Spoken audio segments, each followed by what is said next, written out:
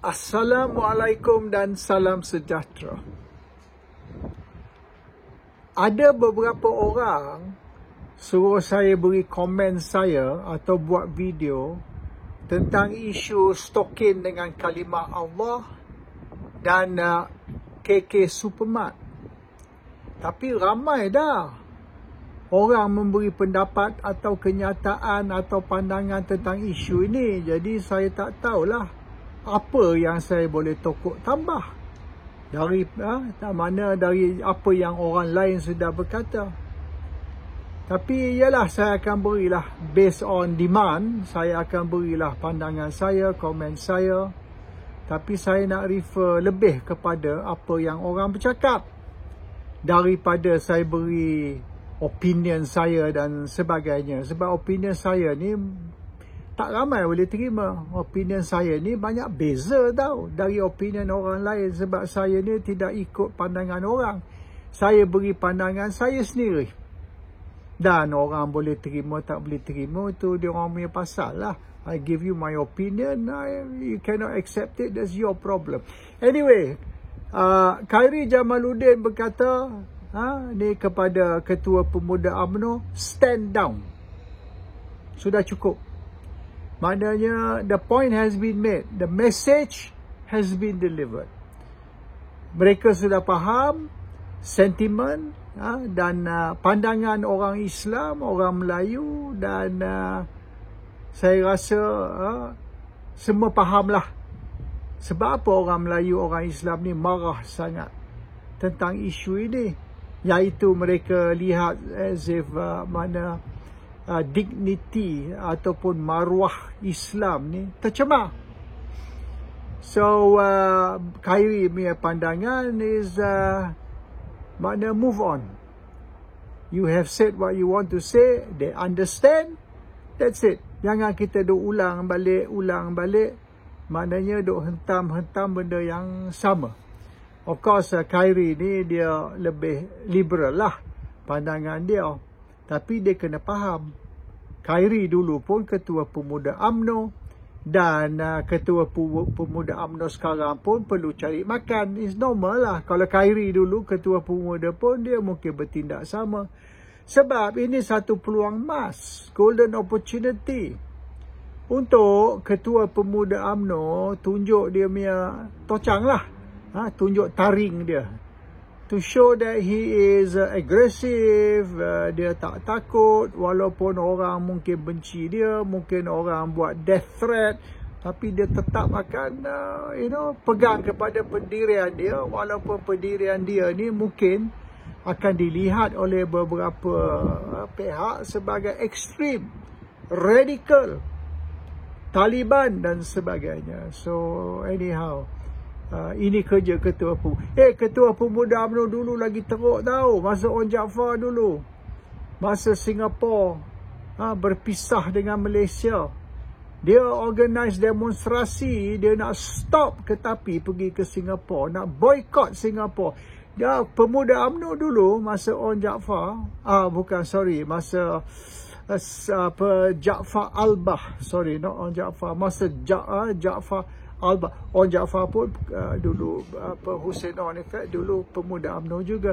So dia organize demonstrasi Jaafar Albah ni di rel kereta api. Dia baring atas rel kereta api.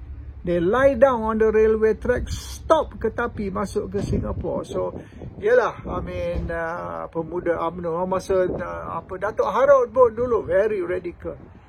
In fact, since Suhaimi Kamarudin tu dan diambil alih oleh Anwar Ibrahim selepas tu, nampak yang Pemuda UMNO ni tak berapa radikal. Dulu Pemuda UMNO was a party within a party.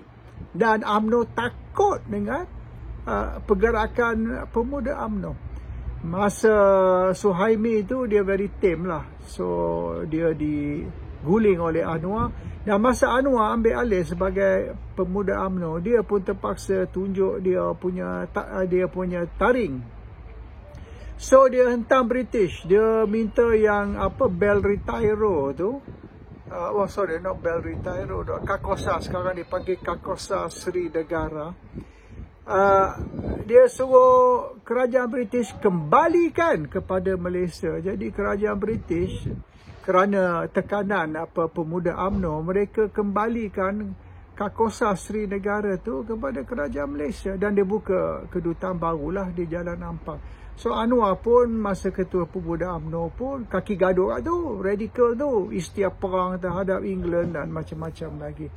So kita tak bolehlah salahkan sangat ketua pemuda UMNO ni, Akmal Saleh ni, kerana dia bertindak sebab ini satu peluang, golden opportunity yang dia boleh exploit dan mendapat sokongan daripada orang Melayu dan orang UMNO. So ialah itu tentang isu tindakan ketua pemuda dan komen Khairi, nasihat Khairi supaya dia stand down, back off dan sebagainya. Sabah Sarawak pun telah terlibat dalam isu ni, dan Sabah Sarawak berkata mereka sokong KK Mat. Mereka sokong. Mereka tak mau KK Supermart ni bankrupt kerana boycott. Nanti tak mau jadi macam kos di Starbucks lah, McDonald's lah, KFC, di mana mereka rugi sampai beratus juta kerana boycott. Dan kita jangan lupa dia punya market Melayu ni, orang Melayu ni besar. Kalau Melayu dah mula boycott, kau rugilah, siap-siap kau bankrupt. So Sabah Sarawak pun sudah terlibat. Sabah Sarawak ni boleh dikatakan menyokong KK Supermart, dan mereka tidak sokong dengan tindakan boycott hingga mana KK Supermart ni bankrupt sebab tidak ada orang yang beli barang dia. So you can see bagaimana divided Malaysia ni, sama-sama Melayu dan sebagainya. So ada yang orang kata ni, orang Melayu ini, penulis lah semalam ada keluar, dia orang kata orang Melayu ni hysteria dalam isu ini. So ialah pandangan kita lah, kadang-kadang orang Melayu ni dia sensitif dan dia ekstrim di dalam pandangan mereka, terutama sekali kalau melibatkan Islam, melibatkan bangsa Melayu dan melibatkan juga raja-raja Melayu. Ini 3R lah ni, you know, race, religion, royalty. Tapi orang Melayu, kalau mereka, persepsi mereka, mereka lihat as if baik Islam ke, bangsa Melayu ke, raja-raja Melayu ni dihina, orang Melayu akan bangkit. One good thing, okay, walaupun boleh kata orang Melayu ni ekstrim lah, hysteria lah, one good thing, isu KK Supermart ataupun isu stokin dengan kalimah Allah ni is non-partisan. Saya duk cerita semalam tentang non-partisan. Bermaknanya orang tidak mengikut parti. Baik orang PKR, orang PAS, orang Amanah, orang Parti Pribumi Bersatu. It's okay. It doesn't matter which party. Asal you Melayu, tak kisah parti mana sekalipun, mereka bersatu. So secara tak langsung, the positive side lah kalau kita nak lihat dari positif ni, isu stokin kalimah Allah atau isu KK Supermart ni menyatukan orang Melayu, unites the Malays. Di mana orang Melayu sudah berpecah sampai ke 5 parti, kecuali mungkin Melayu Sabah Sarawak lah. Pandangan mereka is lain sikit lah dari Melayu Semenanjung. So if you want to say adalah juga kebaikan dalam isu ni, kebaikan dia orang Melayu bersatu, orang Melayu tidak berparti, orang Melayu maknanya dia non-partisan in this issue. Which saya sukalah sebab saya ni maknanya bercakap tentang non-partisan, kita perlu bersatu tanpa mengira parti, united by issues ataupun causes.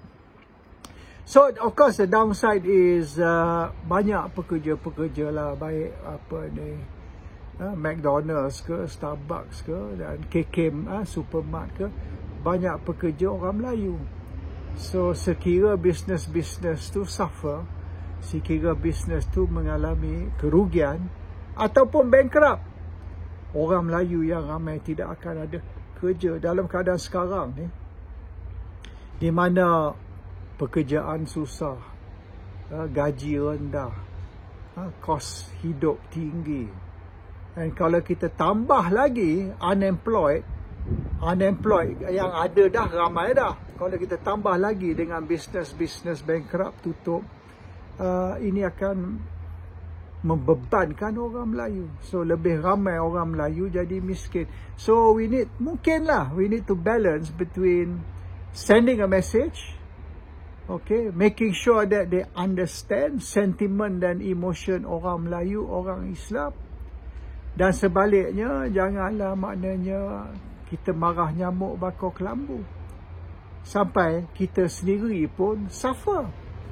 This is where we need to. Tapi isu ni saya lihatlah, ini pandangan saya.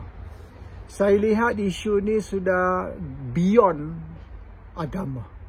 Bukan lagi tentang agama, dia sudah sekarang melibatkan perkauman. Yalah, orang Melayu ni protes. Orang Melayu ni not happy. Tapi orang Melayu ada sebab. Sebab persepsi orang Melayu, mereka lihat isu ni sebagai menghina Islam, tidak menghormati Islam, dan mereka nak mempertahankan dignity ataupun maruah Islam. Tapi respons kepada orang Cina ni tak unjustifiable lah. Bila saya tengok komen-komen dari orang Cina tentang tindakan orang Melayu tadi, mereka banyak menghina dan kutuk orang Melayu. Mereka menghina dan kutuk orang Melayu kerana orang Melayu not happy dengan isu stokin kalimah Allah. You see, orang Melayu ada sebab. Sebab apa dia not happy. Tapi orang Cina tak ada sebab. Tapi dia panggil orang Melayu ni anjing lah, babi lah dan macam-macam lagi. Sebab apa? Why do you need to insult the Malays? Why do you need to call Melayu ni anjing lah, babi lah? Oleh kerana apa? Kerana orang Melayu bertindak mempertahankan Islam. Kalau orang Melayu bertindak mempertahankan Islam, awak kena menghormati pandangan orang Melayu.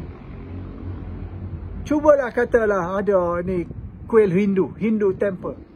Next door tu dia orang buka satu abattoir, maknanya tempat sembelih lembu. Tempat sembelih lembu tu beside kuil Hindu. Tak orang Hindu akan marah. Ini tempat ibadat orang Hindu ni. Awak di sebelah tu awak buka tempat sembelih lembu. So of course orang Hindu akan marah, orang India akan marah. Lepas tu kita kutuk orang Hindu, panggil dia orang babi lah, lembu lah, kambing lah. Betul ke tindakan tersebut? I think orang Hindu kalau kita buka rumah sembelih untuk sembelih lembu di next door dia punya tu, they are justified in protesting. Kita kena hormatilah sentimen orang Hindu, perasaan orang Hindu. Kalau nak buka pun rumah sembelih lembu tu jauh lah, janganlah next door. So I think there are some things where mungkin kita kata orang Hindu ni dah reaction dia ni melampau sangat. Orang Hindu ni boleh katakan ekstrim sangat ataupun hysteria. Tapi hak dia, agama dia, kepercayaan dia. Dan kita sebagai rakyat Malaysia perlu juga menghormati sentimen dan perasaan orang Hindu. Samalah macam orang Islam, mereka sensitif apabila stokin ada kalimah Allah. Mereka protes, fine, hak mereka bagi orang Islam. Tapi reaksi Cina ni dengan menghina dan kutuk orang Melayu dan panggil Melayu ni macam-macam tu, I think is you see, sekarang ni sudah ada api tau. A fire has been lit. Big fire, bukan small fire. Dan fire ni ialah orang Islam marah. Instead of putting out the fire, orang Cina ni ambil minyak, ambil petrol, dia curah atas fire tu. Dia buat fire tu lebih besar dengan mereka curah minyak atas fire. Why do you need to do that? Biar benda ni calm down. Macam Khairi Jamaluddin kata, okay, the point has been made, stand down. So kita coolkan benda ni, sejukkan benda ni. Tapi kalau orang lain ni duduk curah minyak atas api yang dah merebak ni, in the end fire tu beyond control tau. What happen when the fire is beyond control? Semua orang kena bakar. Tak kisah Melayu ke, Cina ke, India ke, semua orang kena bakar selepas ni. So kadang-kadang, kita, kalau orang Melayu kata sekolah Cina ni perlu ditutup. Jangan adakan sekolah Cina, adakan sekolah kebangsaan. Orang Cina marah.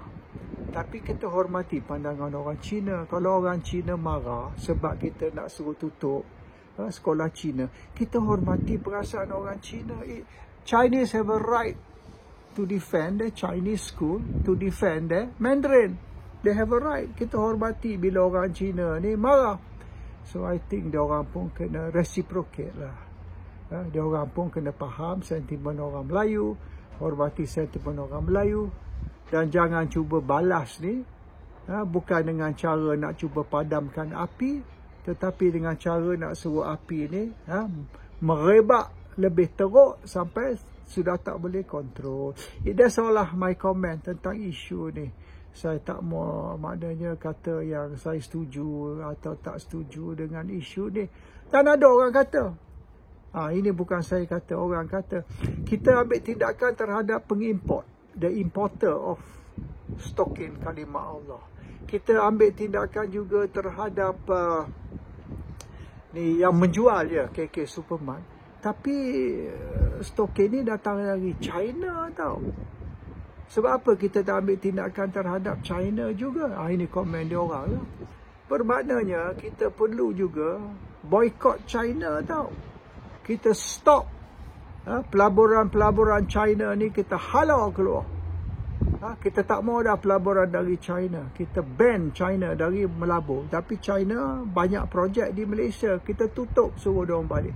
Dan kita boycott China dari segi ekspor kelapa sawit. Kita ekspor kelapa sawit ni berpuluh bilion tau. Berpuluh bilion. So kita ban.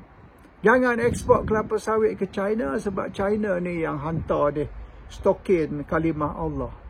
Dan ialah mungkin tindakan tu akan merugikan Felda dan peneroka Felda akan menghadapi masalah.